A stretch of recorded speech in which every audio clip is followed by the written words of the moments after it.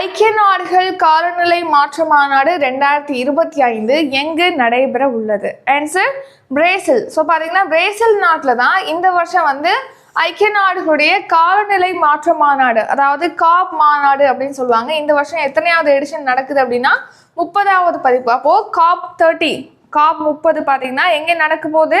Brazil நாட்டில் நடக்க போகுது. ஸோ இந்த மாநாட்டில் பார்த்தீங்கன்னா காலநிலை மாற்றம் தொடர்பாக, பருவநிலை மாற்றத்தை கட்டுப்படுத்தணும், அதுக்கான நிதியை வழங்குவது தொடர்பாக இந்த மாநாட்டில் உரையாற்றுவாங்க.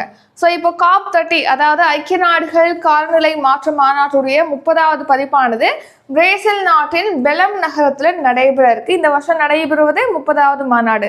ஸோ இப்போ வர நவம்பர் 10லேருந்து 21ஆம் தேதி வரைக்கும் நடைபெற இருக்கு இந்த மாநாடு. இப்போ இந்த மாநாட்டுக்கான தெற்காசிய தூதராக அருணாபா கோஷ் நியமிக்கப்பட்டிருக்காங்க. அருணாபா கோஷ் இந்த மாநாட்டுக்கான தெற்காசிய தூதராக நியமிக்கப்பட்டிருக்காரு.